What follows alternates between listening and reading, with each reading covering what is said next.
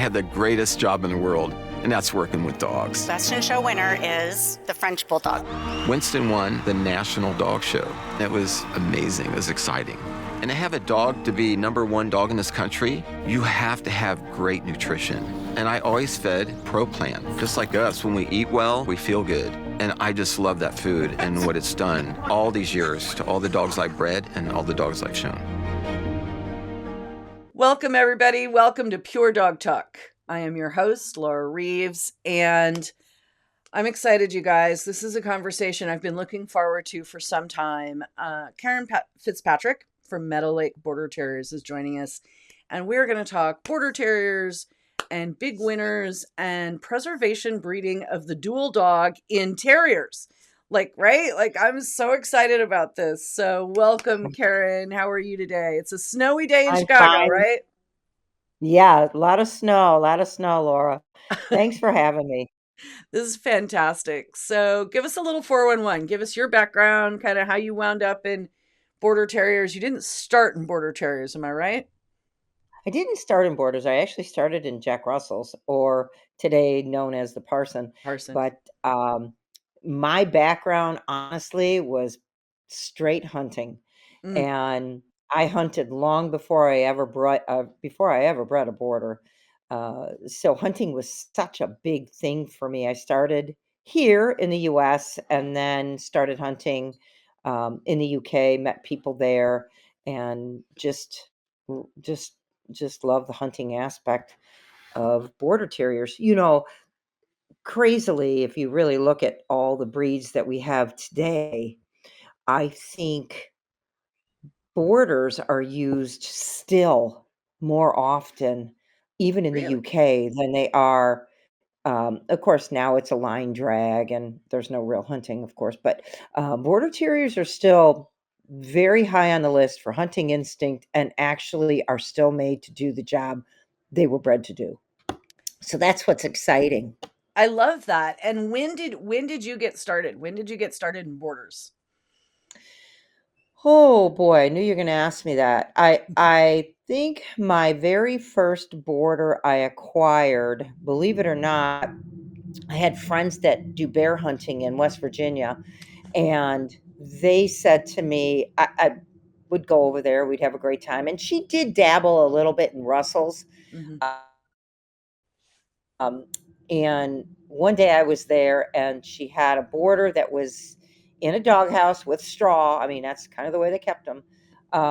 And she said, he's just too big to go to ground. He's great for raccoon. And at the time I was doing a lot of barn hunting with raccoons and my dogs. And I said, I'll take him home. And absolutely fell in love with him, took him home, broke most of his teeth. I think there were days we would take 20 to 30 raccoons out of a hayloft in a day. I mean, we were nuts. I was young. That is wild. Talk crazy. to me. I'm a bird hunter, right? So talk to me about going hunting with terriers and what does that entail? What does that look like? Well, in the middle of winter, we did a lot of barn hunting. And that was just literally clearing out haylofts of raccoons. In this deep, deep snow like today, you would hit a big barn, cut a few terriers loose in a loft, and woohoo, game on. It was crazy. And, we did a lot of in-ground hunting during the spring and fall. But, we tried to not do too much in the spring, mostly because of a lot of groundhogs having babies and stuff. It's fall is probably the better time because they're big and fat and getting ready to hibernate and the holes are bigger. I know that sounds crazy, but we ran terriers to ground. They go to ground. That's what they're bred to do. Yes. We put locator collars on them. We have a locator. We'll dig to them sometimes, anywhere from, a foot down to, we've had digs. Me personally, I'm sure other people go, well, I've dug more than that. I've had digs 4 to 6 feet, and it's crazy. Oh yeah, it's crazy. It's crazy. And so the terrier's at the bottom of a 6-foot hole trying to get a what? What's it trying to get? Usually groundhog, fox, some raccoon in this country. in this country. Mm. The UK is a different story. I mean, that's just a different world. Mm-hmm. And but we used to go out every weekend here, and lo and behold, I took this barn hunting dog, and somebody said to me, that is really a nice dog. And at the time, I think he had just started the AWTA, which was the American Working Terrier Association.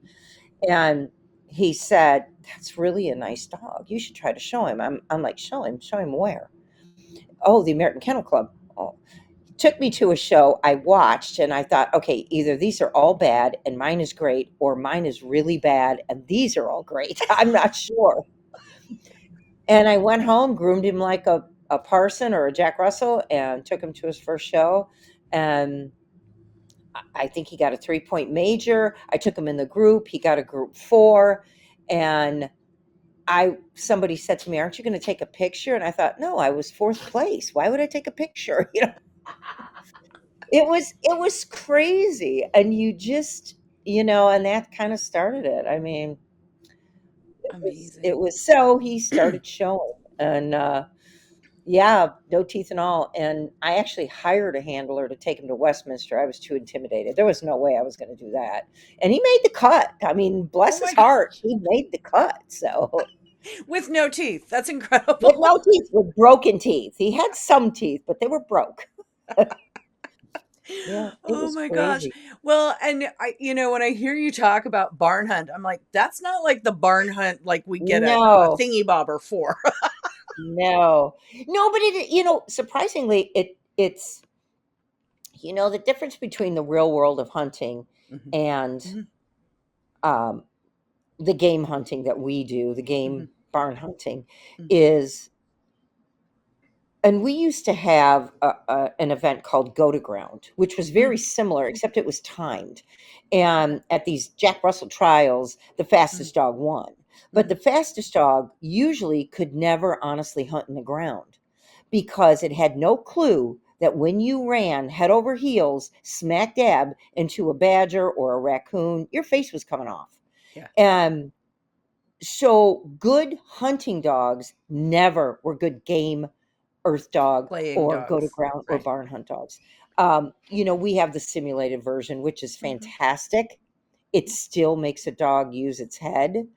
I disagree sometimes with a little bit of the earth dog. And I think the only reason is the only quarry we can use in this country are rats. And and I used to hunt rats. I used to run ferrets to chicken houses. Oh yeah, I was crazy. I used to buy these old ferrets from swap meets, and I would take, and we'd only buy the Jills, which is a female. We never buy Hobbs because they were too big. But we used to buy the females, these old breeder females, and they were mean as snot. I mean, they'd bite you, but they were small. And we used to take them and run them in these old chicken houses and cut them loose in these holes to run rats. But, in the real world of rat hunting, a dog needs to be silent, not bay its head off. So they're very selective. And if a dog doesn't sit there and bark its head off at a rat that's sitting back in a corner and not doing anything, they don't want to reward it. And, it's okay. People understand the game. We used to have, when they first started Earth Dog, we had a lot of judges who really kind of screwed up dogs because they didn't understand the whole concept of hunting.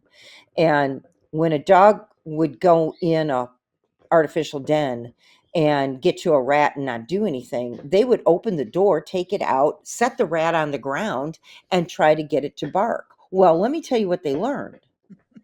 You can guess. We don't need to go in the ground. We'll just go around the top, because it's going to be at the top if we wait long enough. So anyway. So fascinating. Absolutely fascinating. So, I mean, seriously, along the way, you were AKC Sport Breeder of the Year, right? In 2014, 2014. Doing these games, right? So I think that's pretty amazing. Me. I have to tell you, it wasn't me. It was everything I bred. Right. I didn't do it. I didn't have time. But when that plaque and that ribbon and it came in the mail, I was like, wait, what? How do I win this? But it was because I sold so many outstanding dogs with instinct Right. that, and people were, head over heels with that. And it was fantastic. I mean, I'm so proud of that. I'm so Yeah. proud because I still to this day, I think form, function, and instinct is, we cannot lose that. We cannot lose Right. that. That's So, preservation breeding. Okay, got it. totally, Yeah. totally. I still breed today. I still am crazy about underlines, small, flexible, spannable chests. That to me is huge. It's huge. And balance, leg, loin, length of back. It all plays such an important part in this breeding program in the world of terriers. If a chest drops below the elbow, you're out. Your dog's going to drag its chest on the ground trying to hunt. So even though we're not hunting today in the real world, they still need to be bred to do that job. So there you go. And I think that I don't know, I can't say that this has never happened otherwise, but in 2018, you were Terrier Breeder of the Year. So Sport Breeder and Breeder of the Year, which is conformation. Talk to us about, like, continue this conversation. Talk to us about how those two things go together in your mind, because I think there's an awful lot of us who are really passionate about what you're talking about, like the dual dog, like the good Structure. looking, good working, good minded, Mhm. healthy dog that I think a lot of us are trying to accomplish.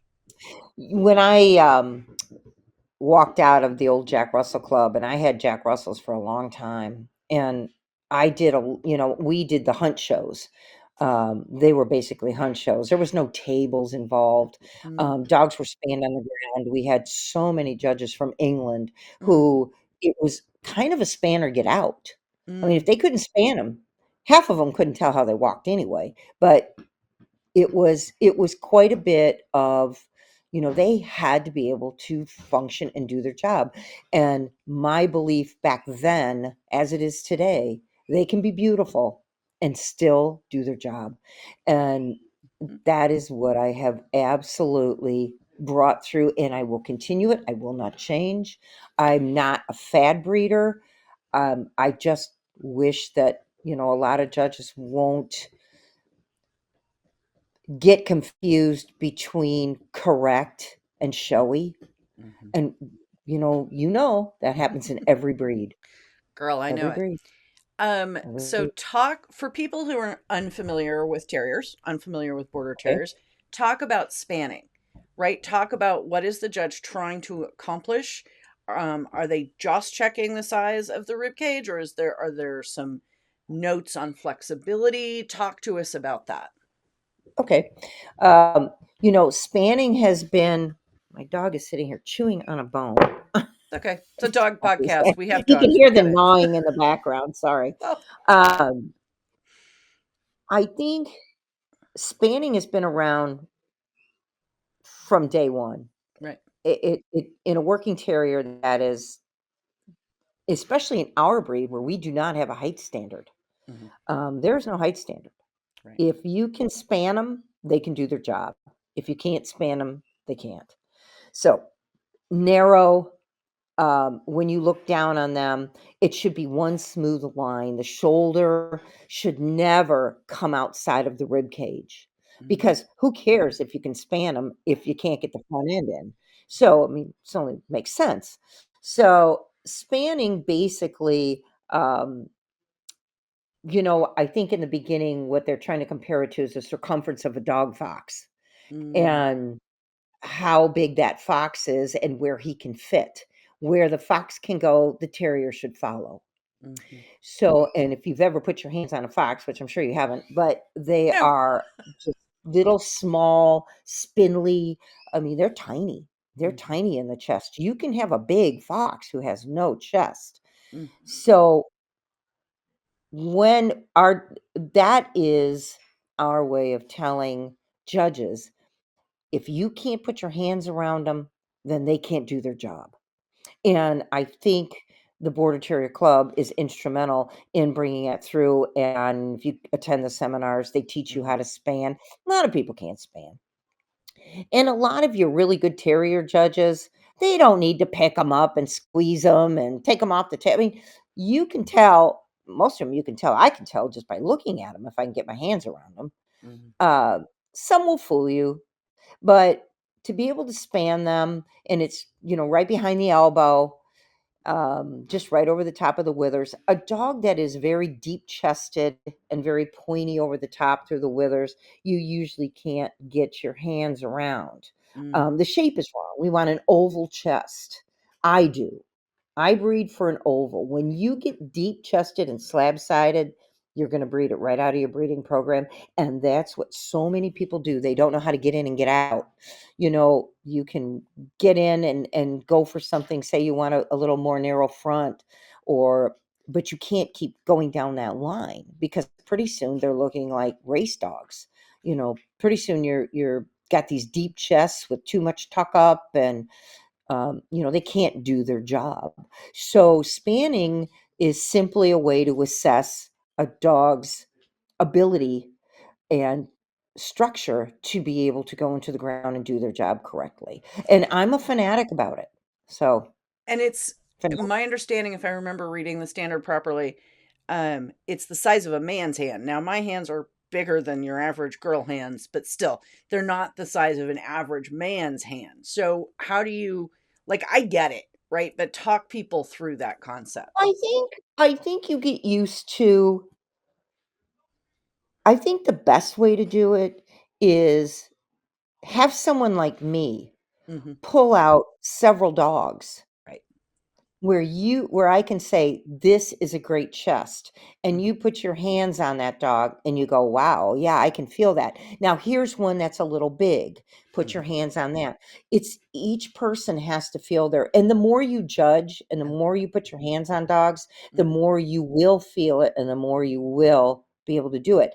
I had a newer judge about a year ago who um, she was pretty new and I had a bitch that I can span like putty, and it's a bitch. I mean, Mhm. if you have a bitch you can't span, she You've needs got to a go to the problem. breeding school. Yeah, I mean, it is what it is. Right. Um, and she was putty Mhm. and beautiful, absolutely drop dead gorgeous, and she beat me. Matter of fact, she didn't even give me select, and she was provisional. She was new, and I thought, what is wrong with you? And I had no idea it was spanning. I found out I don't know, weeks later, someone had talked to her in some other state or something, and she had made a point of saying, "Oh, I had to beat Karen Fitzpatrick." And I thought, "Oh, lady, you need to come to my kennel and put your hands on some dogs because you're not understanding that with your small hands, you don't look for Right. the smallest one you can find because you can get your hands around it." Right. So you have to be careful of that. And Mhm. again, getting in with somebody who teaches you and once you put your hands on a really nice flexible chest, you'll Right. you'll just know. Right. You'll You never can, forget. yeah, you can tell the difference. Trupanion is revolutionizing medical insurance for pets by providing the best possible experience to our members. And it's not some space age dream, it's happening now. We pay your veterinarian directly while you're checking out, and we're the only ones who can, which means you have decisions in seconds, and you don't have to wait for reimbursement. So unlike with other providers, you'll keep more money in your pocket. Ask your veterinarian if Trupanion can pay them directly, because there's pet insurance, and then there's Trupanion. Talk to us about kind of like your, I don't know how you call it, your breeding formula, right? Like, I want to make these dogs that have these characteristics, the form, the function, all those things. What is your process? How, like, talk to other breeders out there who Oh, are it's so hard. aspiring to do the same thing in Right. other breeds. Hang on one second. Yep. Hey, Mark. Oh, she's eating mail now. Why are you in here? Hang on, let me put her in a crate. She could just join us on the podcast. That'd be cool. She snuck through the gate, and I just looked down, and she's tearing up an envelope, and I have no idea what it is. Um, So I think I'm not sure. I'm one of those breeders who doesn't have a recipe. I Okay. honestly, I have. I've been doing it for so long, and what will come through, and what won't. Mhm. You know what you can breed away from. You know what you can change. You know what you can sneak in and sneak out. I don't really have it. Um, I don't look at something and put it through a computer and tell me this is my inbreeding coefficient. Mhm. I don't do it. Mhm. Do it. Uh, and I breed healthy. I'm and I'm not going to say we don't all get something weird, and you kind of go, well, where did that come from? We've all been there. It happens to everybody. You Yeah. breed enough, it happens to Yeah. everybody. Yep. But I think um, I just look for a really consistent, and I don't breed anything that isn't outstanding.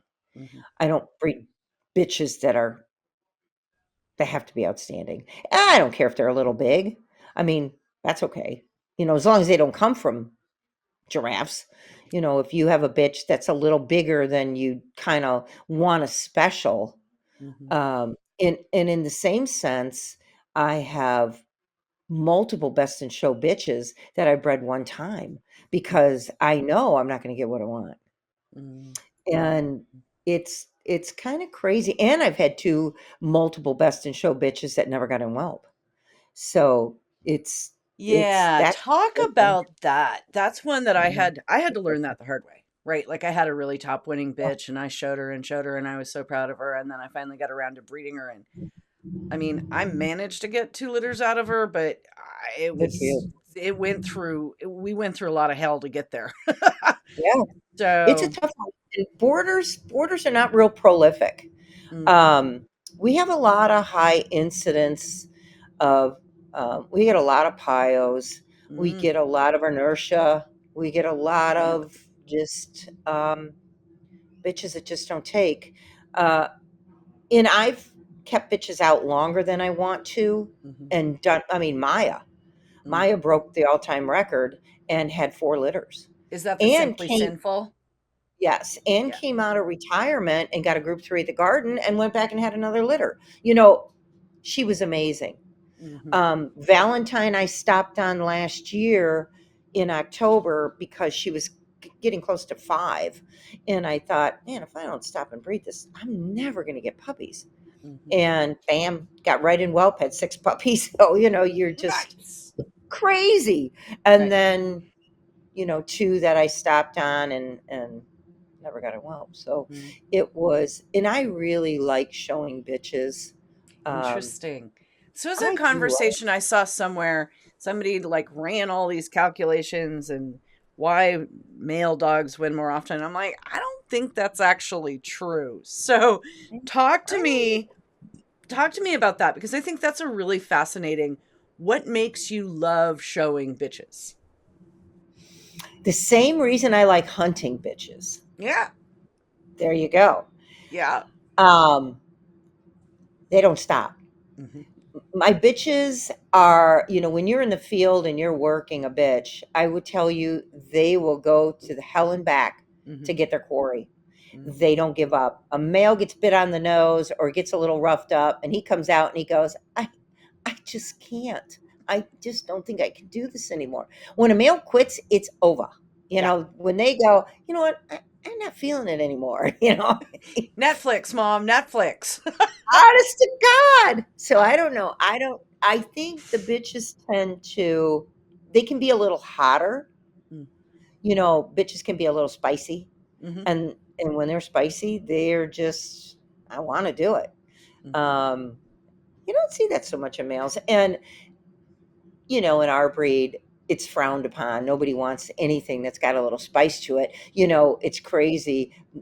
It's okay for the fox terrier, or it's okay for the wires. It's okay for, it's cute when the schnauzer gets aggravated. They think it's funny.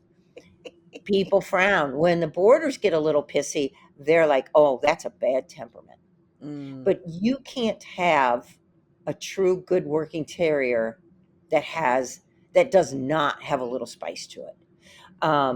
They need to get along. There's no question about that. But they've got to have a little tenacity to them. They can't just be these little drips. And I do a lot of behavioral work too with a lot of people. And for years, people would come to me with boarders that they couldn't live with, that they had gated because they'd kill each other, absolutely kill each other. But What? they would stand outside a show ring and their dogs would be little statues, and they would brag about how good and quiet and sweet their dogs were, but yet you couldn't live with them. They had to get rid of them. And I run 20. We have 20 dogs, and I do not have a kennel. I do not. And at any given time, there's 13 or 14 on the couch. They got to get along. My bitches have to get along. My dogs have to get along. Do we have squabbles? Sure. Sure. Right. But I guarantee you, within 5 minutes, they will get along. They will. I mean, it's, you have to rule tough. You have to be tough. If you're going to rule a bunch of terriers running together, and it's a little bit of a different some situation. boundaries. We like to call them boundaries. I got off the question. I'm sorry. It's okay. We chase a lot of squirrels on this podcast, so it's totally fine. It's totally fine. But I think what you're talking about is really, really important. And it makes me think, my mom had a couple Border Terriers number of years ago. Oh. Yeah. I love them. I think they're fantastic little dogs. And the idea that they're the not feisty terrier, right? Like most people, when they talk about Border Terriers, they think of them, they don't spar them, right? Like these are the nice terriers. You can have a Border Terrier kind of thing. You don't spar them because they will kill each other. That's why they don't spar them. Oh my God, that's fantastic. What other reason would they not spar them? I don't know. I know. There you go. Interesting. So that's a bit of a misunderstanding, a myth out there in dogland. That's interesting. Well, I don't care what breed it is. 2 males, unless you have absolutely no bitches and they just hump each other in a household, they're going to get along. But 2 males with a bitch in a household is not going to happen. I don't care what people tell you. And somebody out there may say, oh, well, I have 2 and they get along. Well, okay, you're the exception to the rule. My males get along fine, but I guarantee you when my girls I get girls coming in heat. We do a little separation of church and state is not a bad thing. Right. That's right. And it's the same. And I think one thing I have learned about boarders over the last 30 years is they do hold a grudge. They do hold a grudge. They do. You go to the dog park and somebody gets in their face and all hell breaks loose. You're not going back to the dog park. You're just not. It's not going to happen. I don't care how sweet your dog is. It's not just that dog, it's that location. Interesting. It's the whole thing. They are just the location, the whole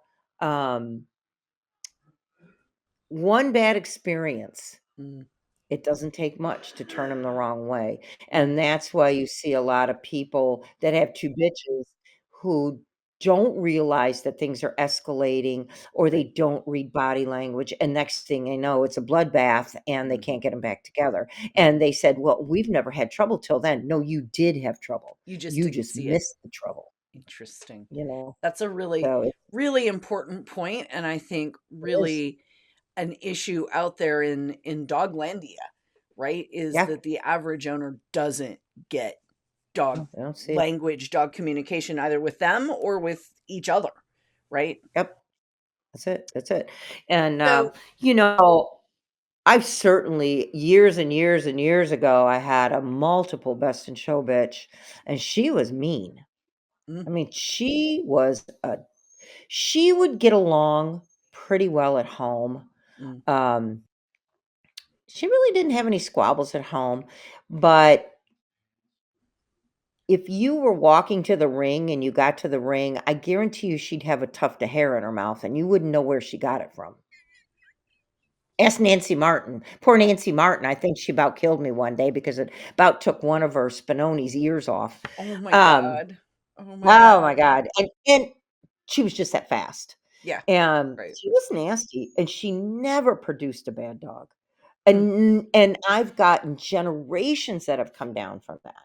Interesting. And she was a show dog. She was a Yeah. show dog. Well, Um, I tell people all oh, the time when I'm picking wire hair pointers, because right, the same thing. Like I'm looking for a dual purpose dog, and sure.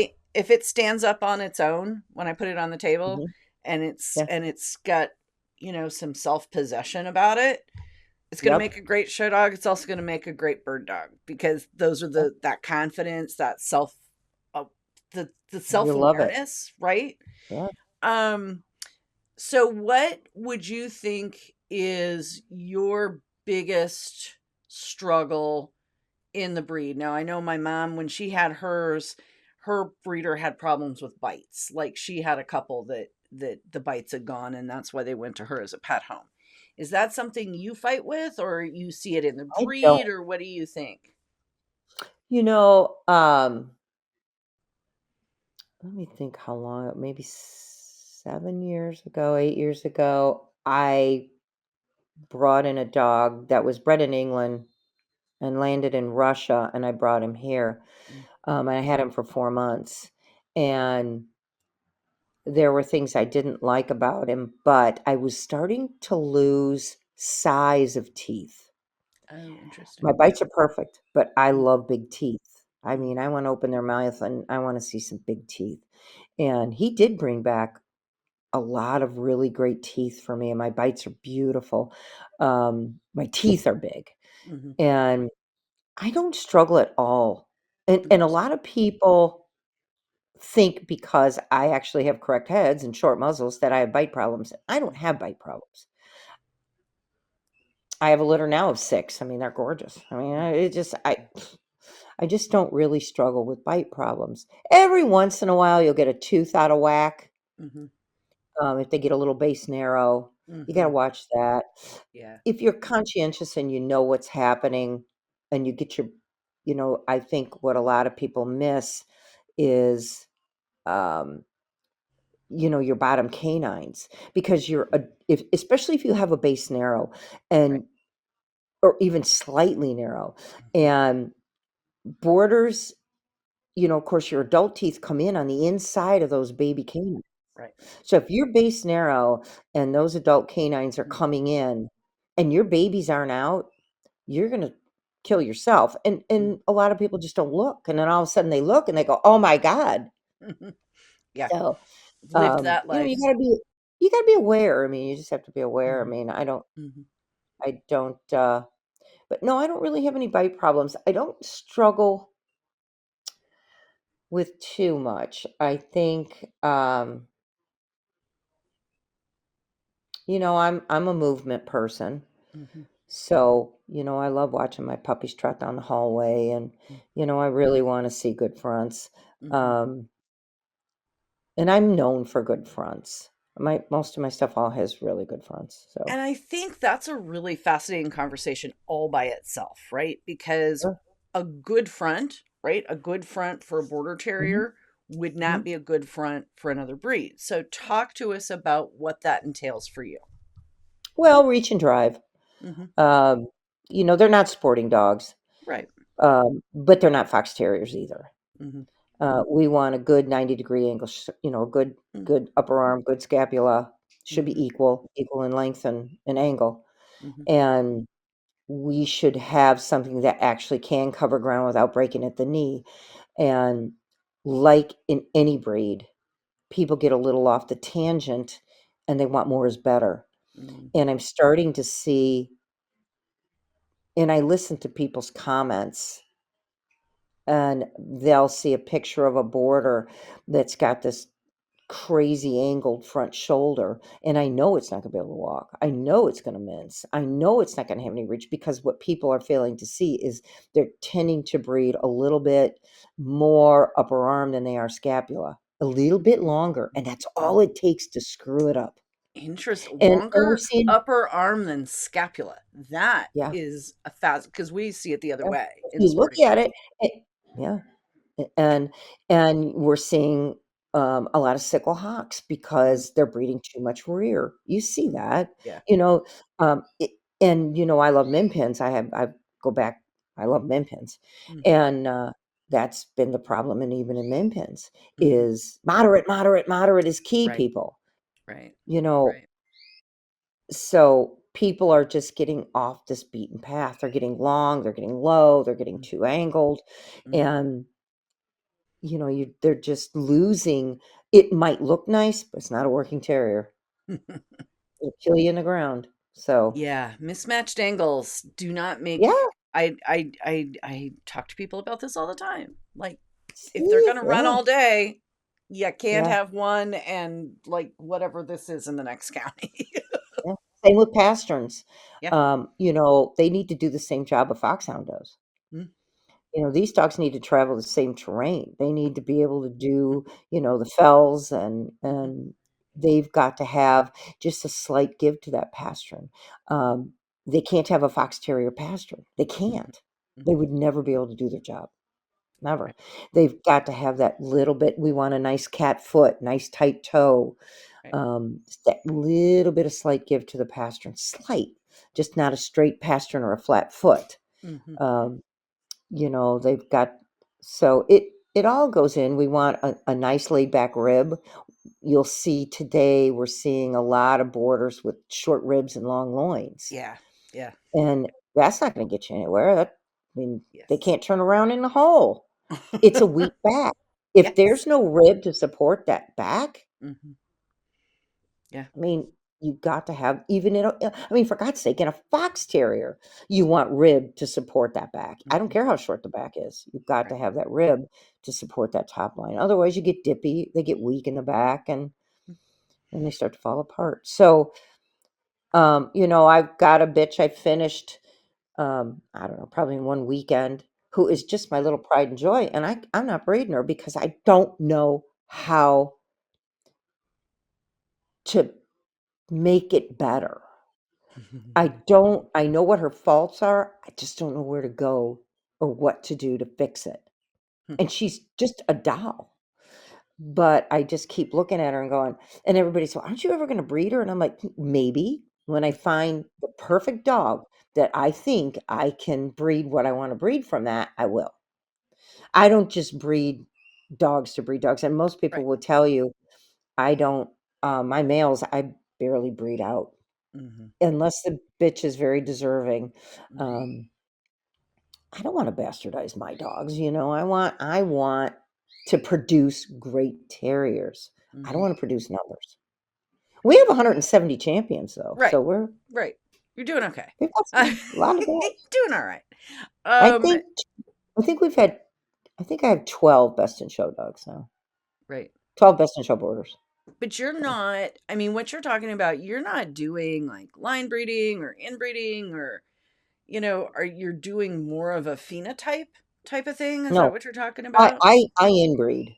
Okay. I inbreed Okay. 99% of the time. Okay. Line breed once in a while. Um, Yeah, I don't go out. I've gone Mhm. out twice in 25 years. Oh, wow. That's it. That's it.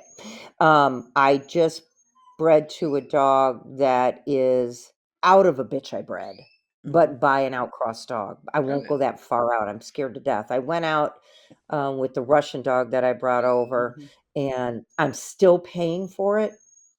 I'm still paying My for it. mother used to say that every time she outcrossed to get one thing, she got 10 things she didn't want. Yep, right. That's it. That's it. And I got a lot of really good there, but I Mhm. got things that the first cross, my bitches are strong. They're outstanding, outstanding. Mhm. Um, one's in California right now. Valentine was one. That's an outcross breeding. Mhm. Now trying to come back, I've got to come back in tight as Yep. heck. Yep. And to try and retain or not lose. Mhm. So again, I'm one that inbreeds. I'm an inbreeder, line breeder, And You know what once you in a have. You know what blue, you have and what you're working with. So I mean yeah, that yep, makes a big difference too. it does, it does. And I've bred dogs that people are breeding that they're like, "Well, why don't you breed to that dog? You bred him." Mhm. That's why I won't breed to him. I know exactly what he's gonna produce and exactly what I am not bringing in. I know what his fault is, where it came from, and it's gonna keep popping out, and it will be the And I kiss of don't death. want it.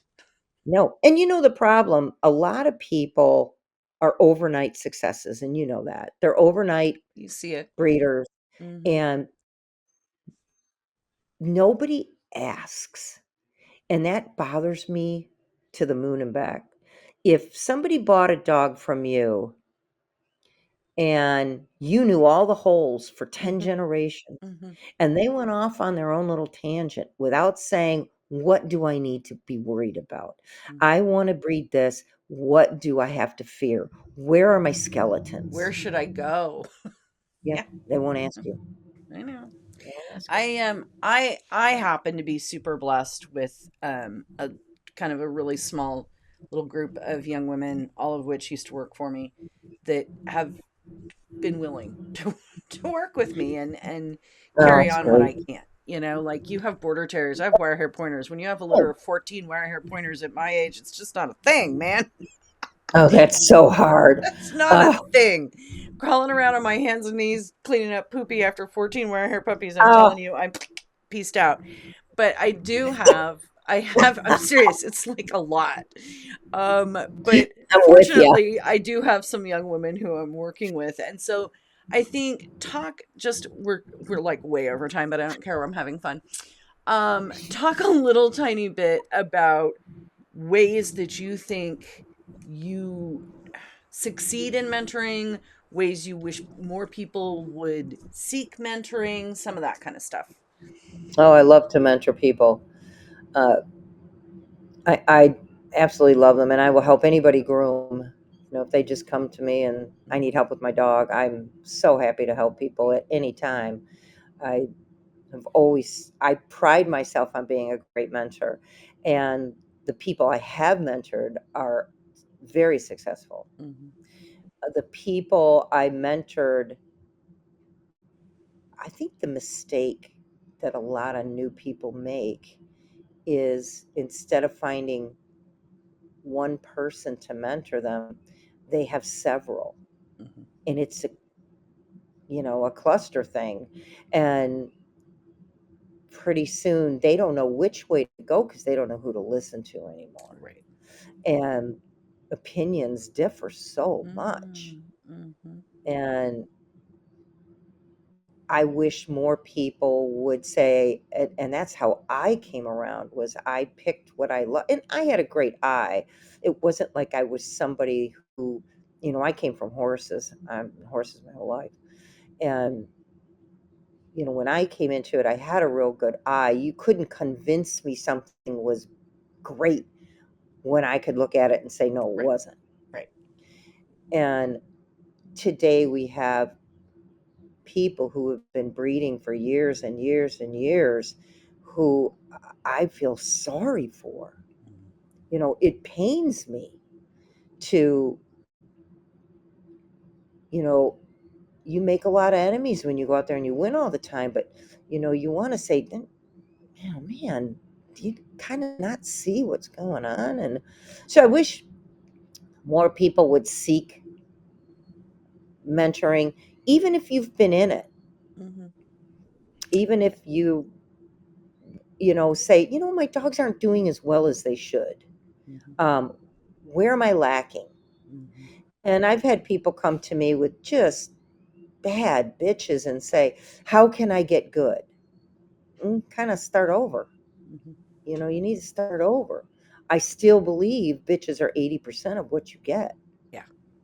Yeah. So, 100. Well, and oh, not just the bitch itself, but what's behind her.